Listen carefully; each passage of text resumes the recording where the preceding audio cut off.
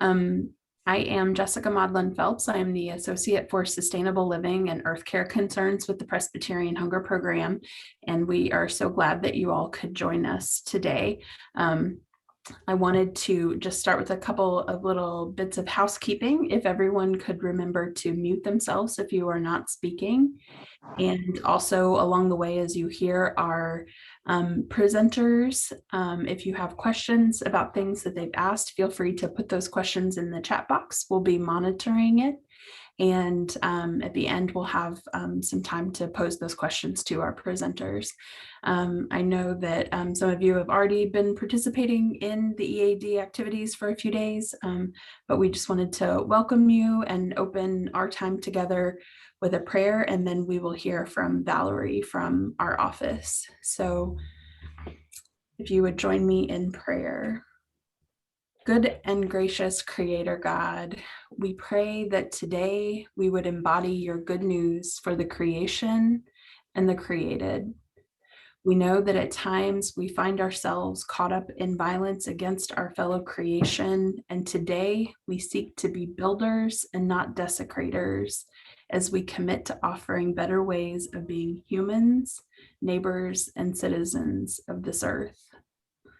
While we must be honest about the realities of the world in which we live, where too often the most vulnerable people and creatures are not protected, we also acknowledge that you taught us about the ways of inhabiting the earth that you hoped for.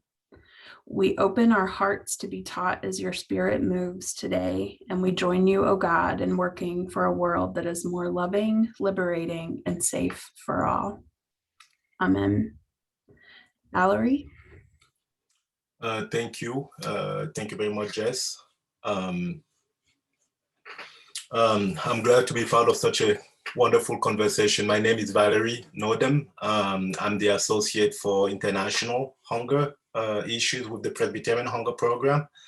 And I want to just take a few minutes and talk about the work we do as the Hunger Program. We've been tasked by the PCUSA General Assembly to alleviate hunger and eliminate its causes. As you can imagine, that's a very easy job to do. And we've been doing this work for a little over 50 years now, working with communities here in the US and all around the world. And as we do this work, we have identified 3 major areas that are positive ways to address root causes of poverty. And an area that explain as well why people are hungry. We believe that people are hungry first because they don't have access to food or the right kind of food. So we want to work towards more and better food for people. We also believe that people don't have access to land, housing, jobs, training, and other resources. So we want to stay in solidarity with economic and environmental justice campaigns that stand with people around the world. And at the end, we believe that people are hungry because the environment is contaminated. Our resources are being extracted in ways that impoverish local communities. So we want to create more livable environments for all. We do work with a lot of churches and nonprofit communities here in the US and around the world. And it's just incredible how the stories of a rapidly changing climate are almost the same everywhere. And how climate change has become a central piece for us actually in understanding and fighting hunger and poverty. From Africa, Latin America, the Caribbean, Asia, and the Pacific, we're hearing the same disturbing stories. Water levels are rising quickly, which means hurricanes, flooding, an increase in rains are becoming more intense. Droughts and water scarcity are making it harder for millions to grow the food they need or to stay in their ancestral lands. Health threats and other diseases are becoming more and more common. Food shortages The climate crisis seriously affects food production, which leads to food scarcity, which means price hikes or inflation. Again, with devastating effects on the poorest household. Environmental migration as well, with people forced to flee their homes due to sudden and unbearable change of weather. With this stark reality, we need to be honest. What is fueling climate change is our increased use of fossil fuels, such as coal, oil, gas, and mining to generate electricity, run our vehicles and other forms of transport, and also power manufacturing and industries. Deforestation, as well as intense agriculture, also contributes a lot to climate change. And all of that, while sometimes making life better for many of us living in a powerful nation, the impacts and the effects are a lot harsher for poorer communities out there. But we are very encouraged with, in this context, to work with incredible people and organizations who are out there in the front line to hear about their work, their joys, struggles, and their hopes. You will hear from many of these people during our time today. It's also really good and encouraging to see churches putting their faith in action and working together to rebuild the kingdom of God.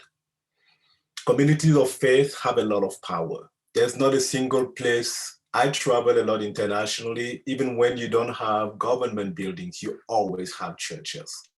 They are very powerful. They are connected and they have a lot of power when they're working together. So yesterday we had a really powerful panel, and one of our partners, Guido Cortez from Bolivia, at the end of his presentation challenged all of us and said the way he's seeing the world, we are making indigenous communities who are living in harmony with nature bear the cost of climate change, while in fact they're not contributing to it. So we put it back on us and say we have to do the hard work here in the US and in other powerful nations to make sure that, because all of that is fueled by our consumption, we have a really big work to do as well. And I think it's, again, really good to have everybody here already committed to do something and looking for ways to do more. So with that, I'm going to stop here and introduce our panelists for today. We're going to hear from Annie Fett-Cruz, who is the National Director of Blessed Tomorrow. Blessed Tomorrow is a national faith engagement program that seeks to increase visible national leadership of faith institutions on climate change solutions and advocacy. And after Annie, we'll hear from Angelina Nyajima. She's the Director of Hope Restoration, South Sudan. Hope Restoration works to provide women and girls with seeds and tools and training in farming, record keeping, food processing, post-harvest management. They're also providing women with access to land and the necessary tools and skills to produce food at home and liberate them from many of the safety risks that are posed by food insecurity. And then we will hear from Fabienne Jean, who is the coordinator of the Hands Together Foundation in Haiti, Fondama. As the coordinator, Fabienne's role is to work with the member organizations of Fondama, civil society, and the decision makers to find lasting solutions to the problem that impoverish the population of Haiti. So Annie, we'll start with you. Wonderful. It's so great to be here with everyone. I'm going to go ahead and share my screen because I'll be walking through a presentation with you all. But I just want to say to the work that Valerie was just referencing that we all need to do, it's really helpful to start that work by educating ourselves and understanding, what is climate change? How is it impacting our environment, us as people, our communities, our neighbors near and far, and also understanding the solutions and what we can do, both small and large, right? Both at home and all the way up to advocating like we're going to be doing this week. So thank you for joining us here today. So again, what do we need to know? What do we need to know about about climate change and how it's impacting the ministry areas we already care about, just like hunger, as Valerie was mentioning. And much of what I'm going to cover is in the Blessed Tomorrow Moving Forward Guide, which you can find on the Presbyterian Hunger Program's climate page or blessedtomorrow.org.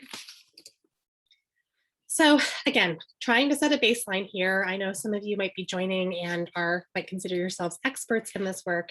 And this entire conference is a great place to educate yourself. But global warming is pollution caused primarily by one thing: people burning fossil fuels for heat and energy.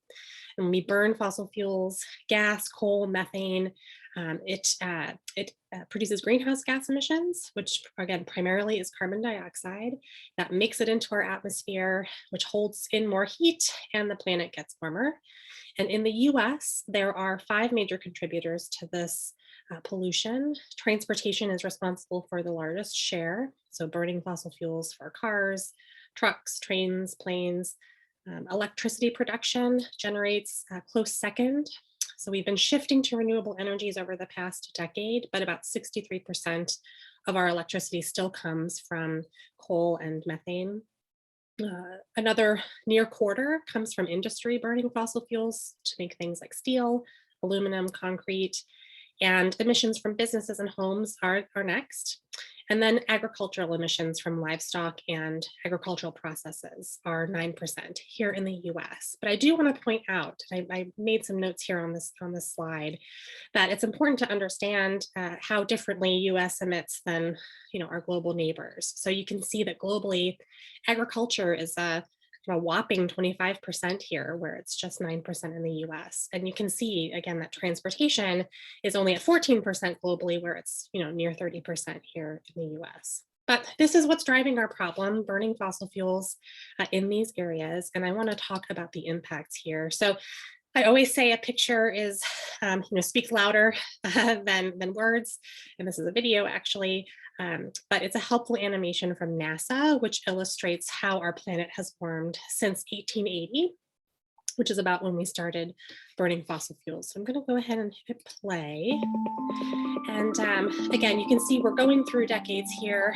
We're getting into the 1900s now. You can see how as we get into the 20s, into the 30s, now into the 40s, you'll see more of that yellow and red. But really, when we get into the late 70s and now 80s, 90s, the 2000s, and into the 2010s, how dramatic this shift is. This kind of almost exponential increase that we're seeing. And the warmest 6 records are the last 6 years. So 2016, 2019, and 2020 now are the top 3 that we've seen, which is incredible. And again, it's the human activities we've discussed that cause this. So just to reiterate, we've been burning more fossil fuels over the years. The graph on the top here shows that 40-fold increase in emissions since 1920. The graph on the lower left is showing you the increase in planetary temperatures. And because we're talking about disasters today, I want to point out, a clear correlation, right? So as the pollution's risen, as the temperatures have risen, we see an increase in natural disasters. And these are billion-dollar weather events. So from 1980 to 2015, the US averaged $6 billion weather events a year. But for the last 5 years, we've been averaging 16. So 6 to 16, and that's adjusted for inflation. So why? Why are scientists concerned about this? Because what climate change does is it increases the intensity and frequency of weather-related disasters. Okay, so it's intensity and frequency, right? In addition to intensifying the longer-term impacts like drought and sea level rise. And so we can see in this graphic where this is happening. I mean, it's really happening everywhere, but certain communities and locations are being more impacted than others. So here in 2020, this is a representation of the year 2020. We had 22 weather or climate related disasters here in the US, exceeding $1 billion each, 1 billion each. And you can see there's severe storms, hurricanes, tornadoes in the South and Midwest. These are usually a day or two long, right? But the little dots, the wildfires and drought, which you find farther to the west, are really actually understating the scale of these disasters, right? Because we know wildfires and droughts last weeks or months, burning forests and towns and over millions of acres. But overall, these are having massive economic impacts and damage to property values and economic viability. And this also applies to coastal and inland flooding. And I would just commend to you the great work of Creation Justice Ministries. They've been doing some really interesting mapping where you can actually go in on the coastlines and see congregations who are going to be directly impacted by climate-related sea level rise. So I want to dig a little bit further, right? So I've talked about kind of the broad science of climate change, how it's impacting the environment and how that's impacting us at a macro level. But I really want to get into how it's impacting the ministry areas that we already care about, that we're working in and have prioritized and have invested our time, talents, and resources and our God-given gifts for quite some time. So again, people of faith were motivated by all kinds of things, our love for God, for neighbors, for creation. And we know that this is a global phenomenon and it affects really every one of these concerns, right? So if you care about having access to safe drinking water or healthy food to eat, if you're worried about refugees and migrants, if you're concerned about increased violence and war, then you care about climate change, poverty, racial justice, women, climate, or children, you care about climate. If you care about health, the well-being and prosperity of your neighbors, you care about climate change. And of course, we know that all of these things, these impacts, impact low-income communities, communities of color, children, the elderly, and those with limited language proficiency, actually. They're some of the most vulnerable. And so climate change is exacerbating existing inequities, and therefore climate change is a justice issue. It is a justice issue, and we have to help others understand this connection. Some of the recent research that Equal America has done just in the past few months is showing that people, especially here in the US, they might care deeply about climate change, but they're not making the connection to the justice issues. Or they may deeply care about justice issues, and they're not making the connection that climate change is impacting those things and exacerbating them. Or they're somewhere in the middle of that spectrum where they're not really prioritizing either one. Right. So again, we have a really important role to play and are powerful in this work, as Valerie mentioned. So I'm going to breeze through these. I'm happy to share the slides with you later if you're interested in diving in more. But as I mentioned, if we care about access to clean water and the diseases and suffering brought by flooding, we have to care about climate change. We know that issues of dehydration from drought, waterborne disease, the inability to recover from flooding that is happening now more and more frequently over and over are perpetuating and creating poverty and economic distress for many, many people, and primarily in communities of color and Indigenous communities. Climate and hunger, Valerie mentioned this as well. One thing I want to point out is it's not just decreased crop yields, but we're also actually learning from scientists that climate change and the change in CO2 levels is actually decreasing the nutritional value of food. So it's decreasing protein, iron, and calcium in some crops. So it's really a compounding effect here. Again, climate and migration. We already see this.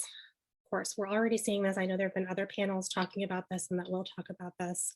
As extreme weather events occur, individuals and families are forced to relocate, and more people in an area means insufficient resources. And people are already struggling. Migrants are already some of the most vulnerable people in the world. And that relates to peace and conflict.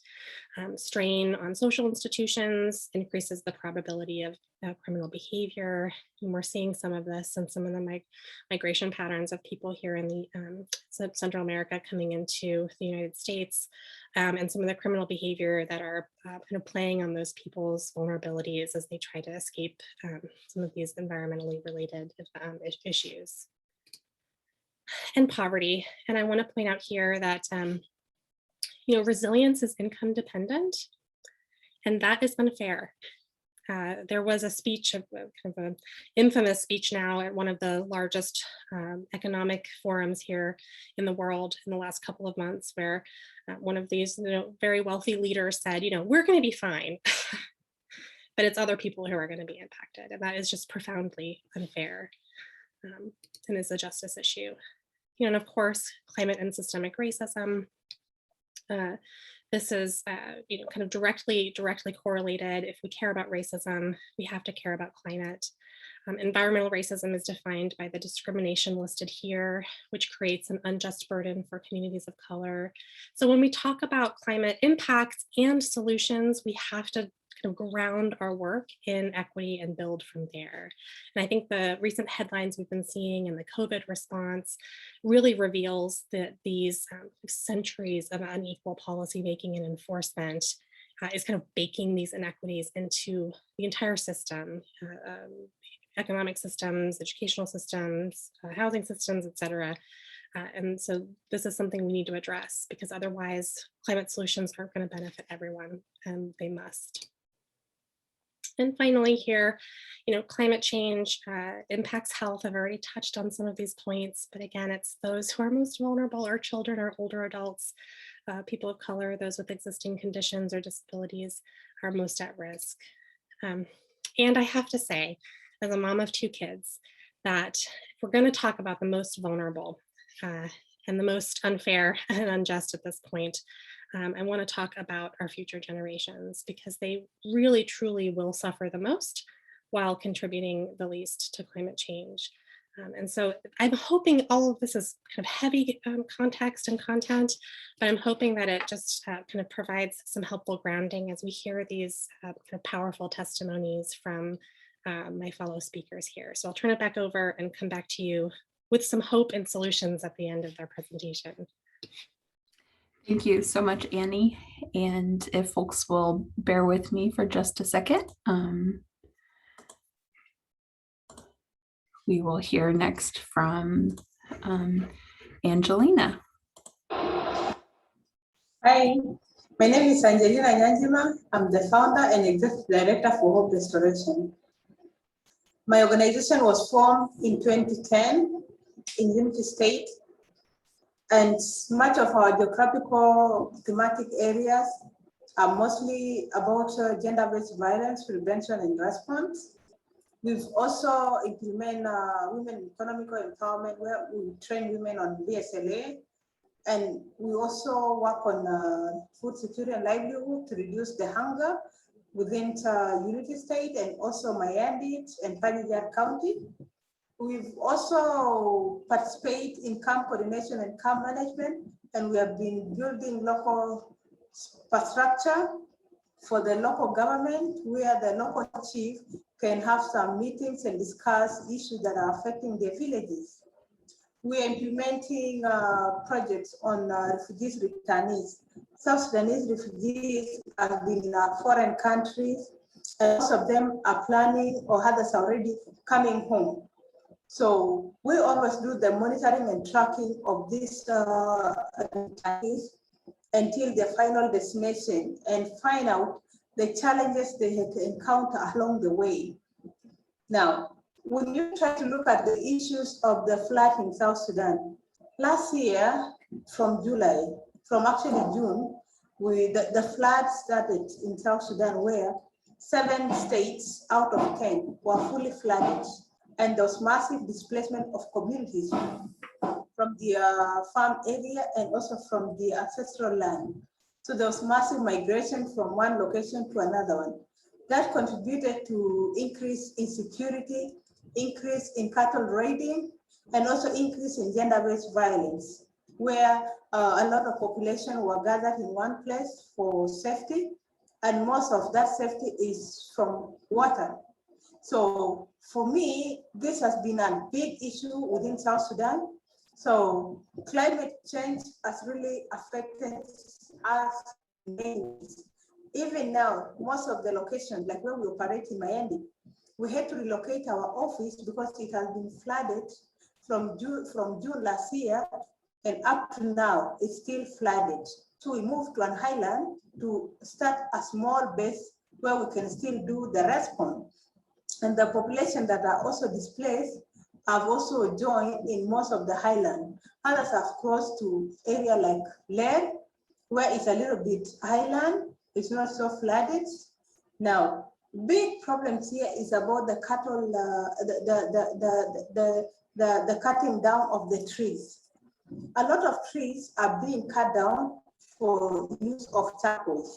So this call for the stove that can be used by the communities, that is the energy saving stove, to really help and reduce the issues of the deforestation of the forest.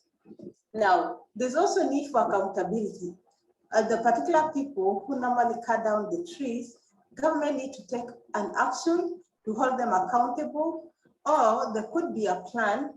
If you cut a tree, you plant more trees. But this thing has not been working in South Sudan. I've not seen it happening from the Ministry of Forestry, and it's so frustrating. Now, when you try to look again, the side of hunger, when you compare 2019 and 2020, the hunger rate in South Sudan is very, very high. 2020 double, and it's double because of the intensive conflicts inside that side of Jonglei. Has been a lot of fighting, intercommunal conflicts, and also the flood that came in. All the farmland got submerged in water. Now, once your farms are submerged in water, the WFP food ratio is only for those that were already registered during the conflict of 2013 and conflict of 2016. So not everybody is entitled to receive the food ratio. So most of the communities that were feeding themselves on their own farmland tend to suffer, and the burden tend to the burden really moved to the working class. So most of the relatives tend to look at those people who are really working and wanted them to be the one to support them. This has been extremely so difficult, and it's overstretched. Again, in the markets, the prices of goods have gone very, very high, because South Sudan is a landlocked country. We get a lot of goods from Uganda, from Kenya, and sometimes from Sudan and also Ethiopia. So when we had the flood that blocked most of the places, it was not easy for those goods to really move. And again, we don't have like good roads in this country. The road network is very, very poor. So the moment once or twice or thrice, a lot of roads are being washed away and people get stuck. This has been so frustrating. It has been a nightmare to many of the humanitarians who are responding in the country. And our government has also not done anything to really correct the mistake that we've gone through. The flood started from 2019 on a small scale, and then in 2020, it became large scale. Right now, in 2021, we are soon approaching the rainy season. Rain started in this country mostly from April. And most of the location, like if you go to Iowa, the communities are still in water. If you go to Panigia, the communities are still in water. If you also go to Panigia, to Mayendit, where we operate, the communities are still in water. So once it rains, the water that is still there is going to affect, and it's going to be a big, massive challenge again. And in all this, what we were requesting was if there could be like an assistance where there could be money for building the dike massively, so that the water can be channeled to the river and reduce the amount of water outside the dry land. That would have been work. But when you try to look at it financially, climate change in South Sudan, nobody's even bothered or talking about it. So it's like communities are on their own, because most of the leaders are not really getting it. They're not living there, they're not being affected, and it's a nightmare. In September last year, I went to Panidia with the UN mission and the head of OCHA, where we really worked in the water for hours. For you to land from the airstrip, we use helicopter. And from there, the water Even if you put a gumboots, the water still enter into the gumboots. So gumboots became useless. We tend to just walk inside that water the way it was. And this thing is so frustrating. It brought a lot of diseases, and already we don't have health facilities or health system that's working in the country. So we tend to lose a lot of people. An incident happened in Bol, a pregnant woman who gave birth to 2 twins. Hospital is on the other side of the river, and the communities are from this other side. So people had to cross carrying that person until she lost their children.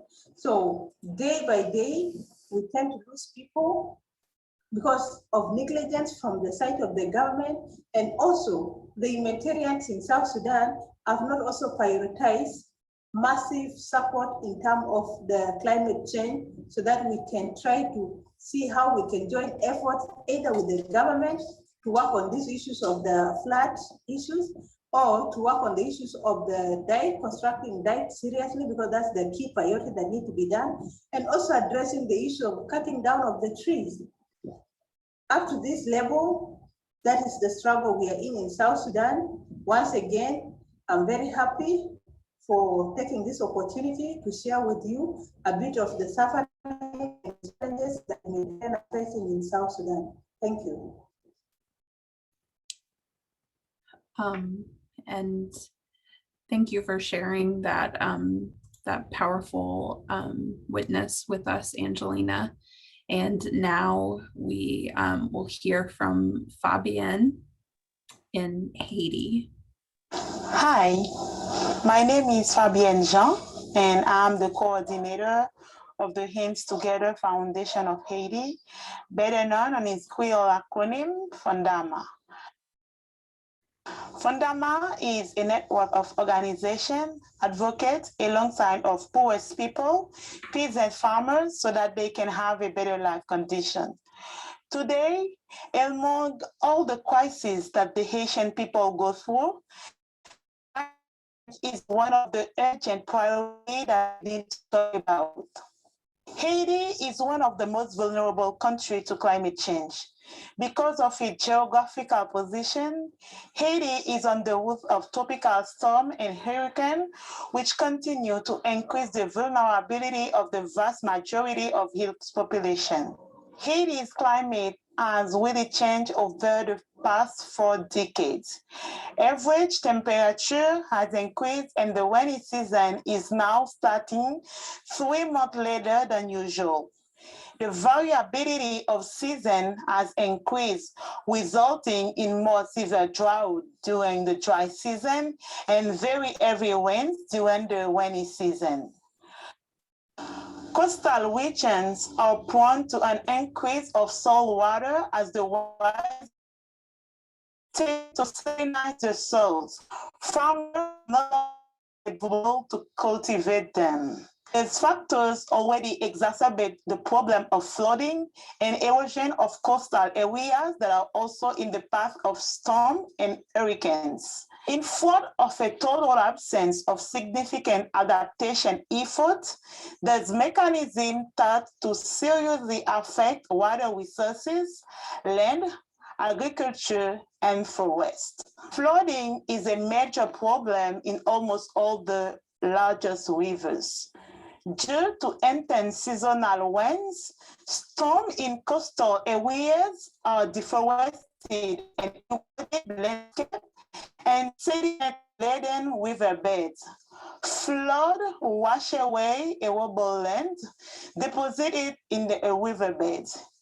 Given the almost total absence of dike and dam, this cycle therefore intensified the next flood, leading to the destruction of crops, farms, and all agricultural infrastructure, as well as the loss of livestock and human lives.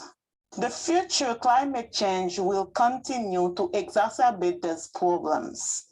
Haiti is one of the most deforested countries in the world, with an estimated less than 2% forest cover. Deforestation contributes to soil degradation, erosion, flooding, desertification, and depletion of water resources. The main driver Reforestation is dependent on charcoal and wood as a source. Haiti has made several attempts of reforestation over the years, but very few have succeeded. This is due to insufficient material in the soil for the roots to attach to, low humidity during dry season, insufficient maintenance, failure in the development of suitable species of seedling, and lack of alternative energy. The large number of sharecroppers and the land insecurity reduce the interest of farmers in long-term investments such as growing tall trees and agroforestry. Haiti's economy is based primarily on agriculture. Crop yield in the tropics tend to decline due to shortening growing periods, increased temperature, random cycling of rainfall, and other weather-dependent factors. The cycle of drought, storm, and flood negatively impact agriculture in Haiti, and changing rainfall prevent farmers from planning. According to reports from UN and FAO, more than 4 million people are touched by food insecurity, and the situation is getting worse day by day. Until very recently, government and donors neglected the agricultural sectors. But as we always said it, investing in subsistence agriculture is vital for adaptation to climate change. In terms of food security, Haiti depends largely on imports. It is estimated that the prices of basic necessity will increase between 120 and 180% by 2030. Imports, due to the effect of climate change with serious implications for Haitian consumers. Haiti has a low capacity to adapt to climate change and its consequences. And as we know, will be the most touched by climate change effects, paying for something that they are not really responsible for. Of all the damages and threat resulting from climate change, of the more than 4 million of those severely affected by food insecurity, the main touches are the peasant and the most disadvantaged people living in the rural areas of the country. Fundama, through its motto, which is to support the most vulnerable in the fight for the improvement of their life conditions and social justice, has quickly developed strategies and methods in order to advocate for climate justice, namely to urgently launch the fight for the application of a positive and courageous policy of conservation of natural resources, agrarian reform, and a revolution in economic and social policies. Fundama has also led action allowing peasants and people living in rural areas to understand climate change in order to better adapt to it. In this sense, the network organized dozens of training sessions for people to understand climate change and its consequences and challenges.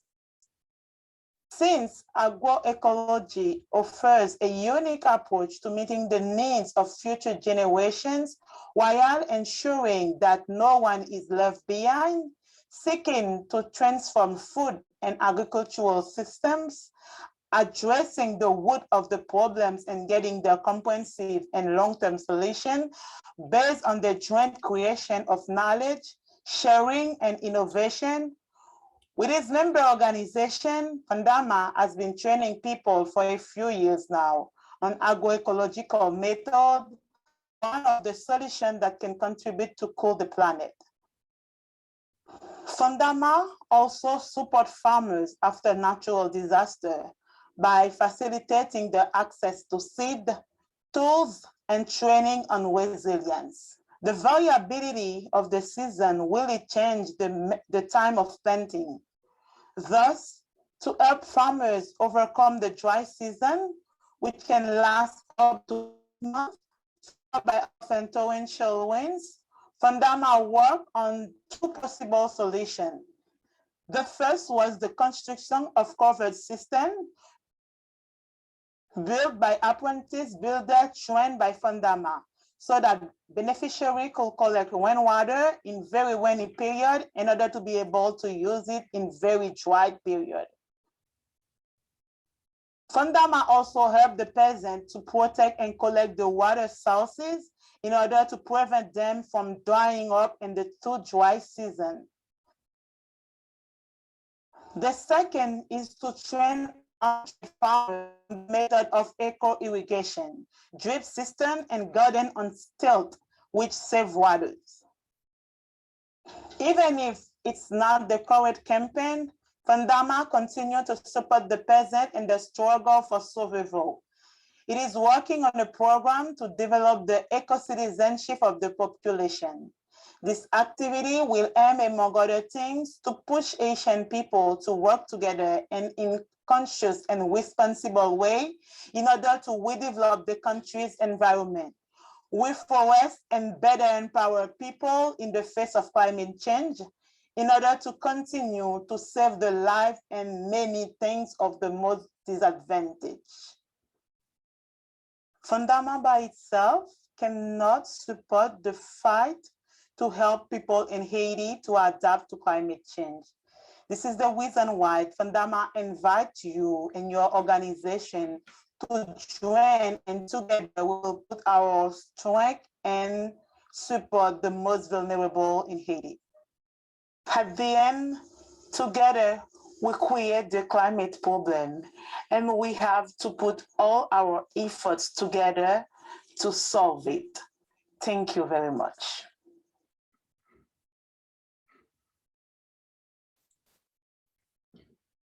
Thank you so much to both Angelina and Fabienne for sharing. And now we will hear some more from Annie with Blessed Tomorrow. Hi, everyone. Wow, just really incredible testimony and work that both Fabienne and Angelina are sharing. Thank you.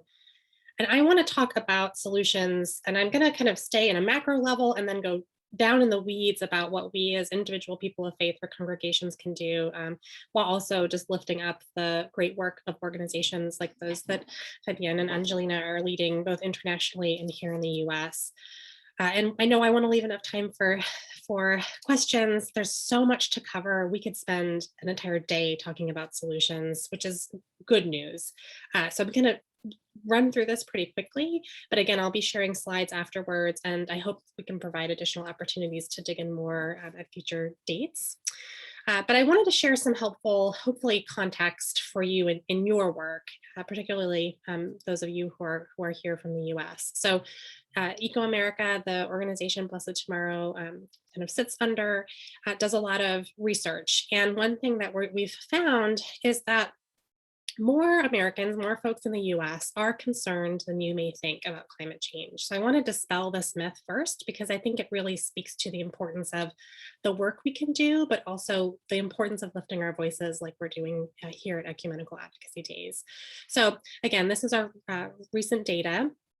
So we can see that there's a consensus of concern about climate change. We see 74% total who are very or somewhat concerned, with another 14% who are a little bit concerned. But that's near consensus of folks who express some level of concern. But when we ask these same survey respondents, what do they think other people around you think about climate change? They report that only 59% of Americans believe others around them are concerned about climate change. So this 15 points difference is really important for us to acknowledge. We also, I want to point to that second bar chart over here, where 45% say they are personally very concerned, but they think only half as many believe that they are very concerned, right? So that's a 22-point difference.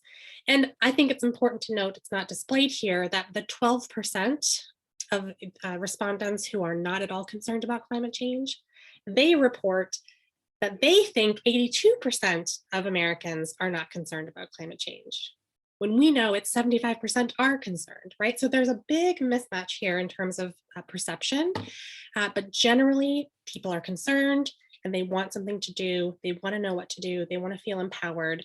And that's where we can all come in and make a difference. So in the last section, I spoke about climate change impacts and vulnerabilities, the ways it makes our lives less stable. But again, the good news is that solutions can bring a whole host of benefits for us. They save us money, they create good paying jobs, they clean our air and water, and they make our world, but our communities, a more equitable and just place to live. And when we talk about solutions, we're kind of talking about these core problems.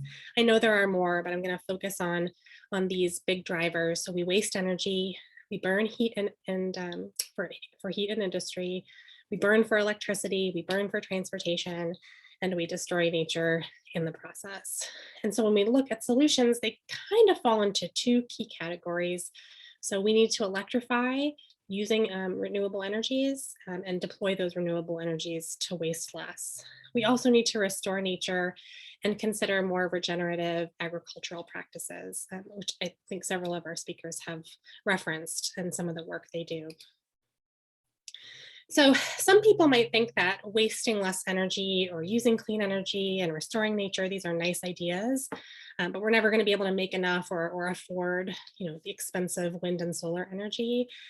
And quite frankly, 5 or 10 years ago, they were almost right, but we had to subsidize clean energy because it did cost more than other kinds of fuels. But today, the opposite is true. The opposite is true. This chart shows wind and solar energy costs have declined so much that they are now the cheapest sources of energy. We have to subsidize coal and methane to make them more competitive, right? So less expensive renewable energy, it's kind of like a digital camera, right? So versus using old film, so there's no waste. There are many more new, good paying jobs, and the savings we can spend on our own homes, education, health, and recreation are brought forward. And so here's what happens when solar and wind costs less than methane and coal, right? We shift. And so this is happening in the US and much of the world rapidly. We haven't been building any new coal plants for the last 7 years.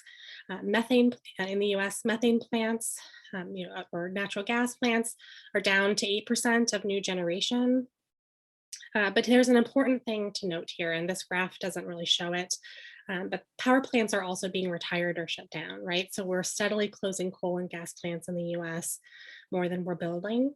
And fossil fuel use in both the US and Europe is not growing slowly, but it's actually declining. But we all know this is actually not happening fast enough, right? So climate change impacts are increasing at levels, or climate change is increasing at levels that supersede these decreases in fossil fuel burning. But there's also transportation. That same dramatic shift from polluting fossil fuels to clean energy is also happening in the transportation sector. In fact, the shift to clean electric cars is being driven by 4 key factors, right? So they have better performance, lower maintenance costs, and cities and countries are banning them. And new car and legacy manufacturers know that if they don't step up and start pursuing the electric car market, they're going to not be able to survive. So we have Ford, General Motors, Volkswagen, Volvo, Jaguar, Porsche, some of the biggest car manufacturers in the world all announcing that they will end production of fossil fuel cars by 2030 or sooner. And we know that they don't have much choice. Many countries and cities, as I mentioned, are banning these kinds of polluting cars. So there's this rapid shift going on. But right now, only 3% of new cars are electric. And in 9 years, the estimate will be as many as 50% of new cars, and possibly more depending on where you live. But another solution, a macro solution, is protecting and restoring nature. So when we destroy nature, it does a few things. Obviously, we know it causes global warming. So all of the carbon in the soils, plants, and trees goes into the atmosphere when we cut them down and burn them. It causes pollution, and it destroys our beautiful creation that God has given us. But when we stop burning and polluting, nature jumps back in and tries to help us restore a healthy, thriving planet. So natural climate solutions help us reduce pollution and even begin to take carbon out of the atmosphere, which we must do in order to meet our goals. And of course, they enhance our health and well-being. So these are kind of some of the macro level concepts. I know some of our other speakers kind of spoke at more of a kind of a community-wide engagement and down to the individual level. I'm going to start at the individual level and come back up through advocacy, like the work we're going to be doing together this week. So we can make a difference in our home, in our congregation and workplace, and in our community. I know these might not be new for some of you, but whatever you're doing, you can do more. And so I would just encourage you, wherever you are on the spectrum of work, over the next weeks or months or year, think about what incrementally you can be doing more of, right? It does make a difference when we all do that collectively.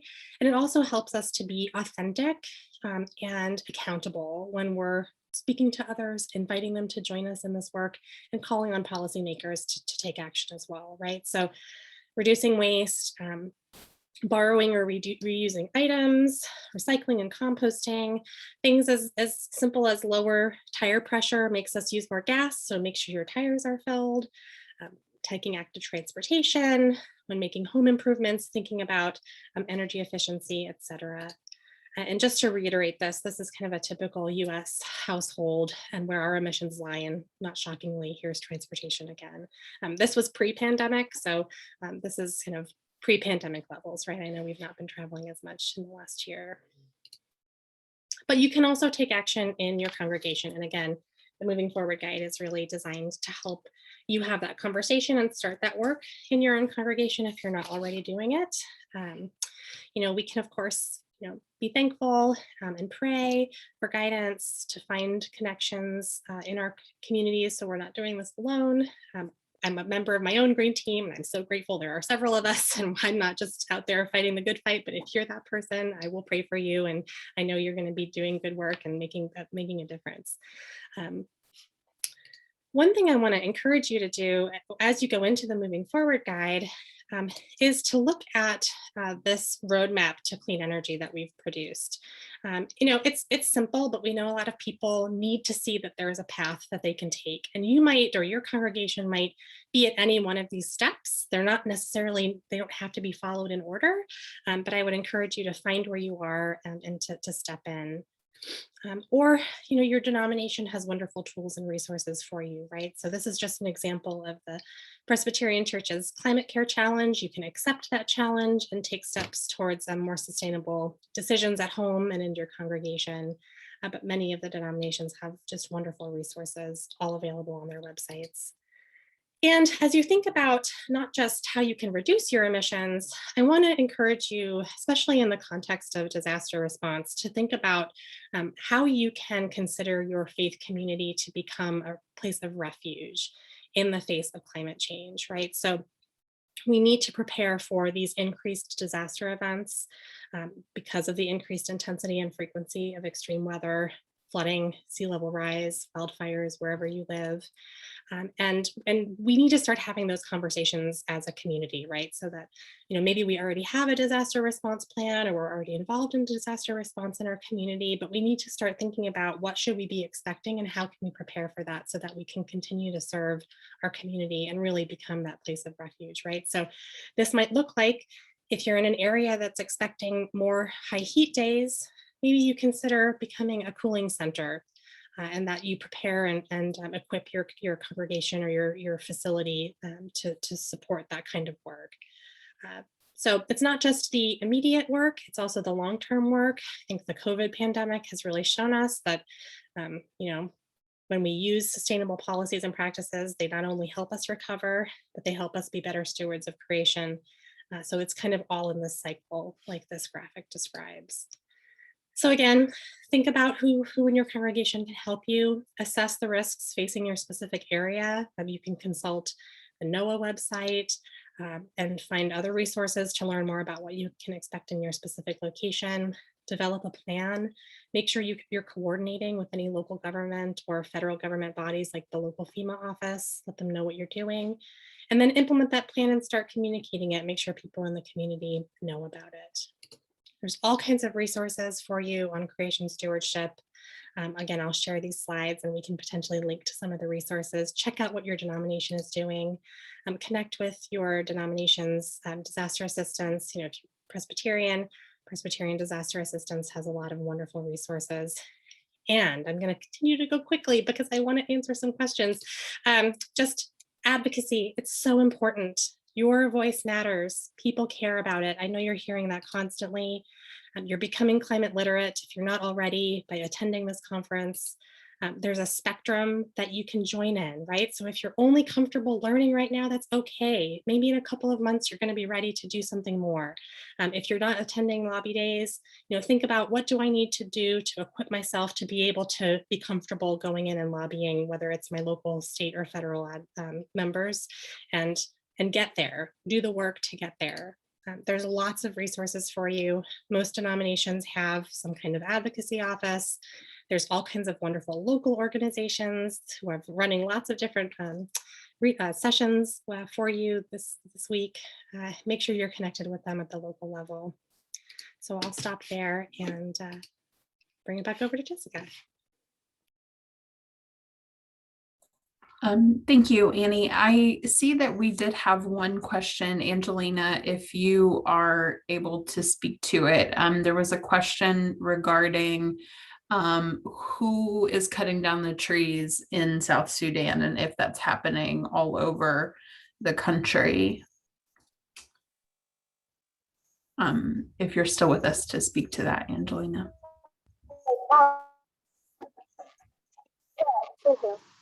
Well, those who cut down the trees, mostly they are communities who are selling tackles for the economical survival.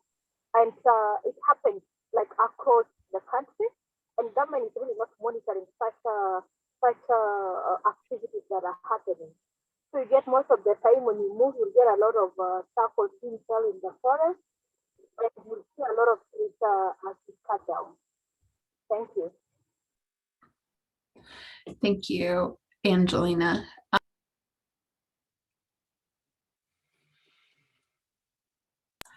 I'm not seeing in the chat that we have any other questions. We are grateful to have you all join us today, and we will be sharing the presentation slides. I believe when you entered the room, it asked for your email address that we will be sharing with that list. Valerie, do you have anything that you would like to add in closing? I would just like to say thank you. We're very, very grateful to all our panelists. Sorry that at some point the connection wasn't really good. We had to pre-record Angelina and Fabienne. But I think the message that they brought was really clear. We need to pay attention. We need to act. We need to do something. So I'm just really grateful for the conversation and for the time together. Thank you. Thank you all so much for joining us. We hope that you have a great rest of your EAD experience. Thank you so much. Bye-bye.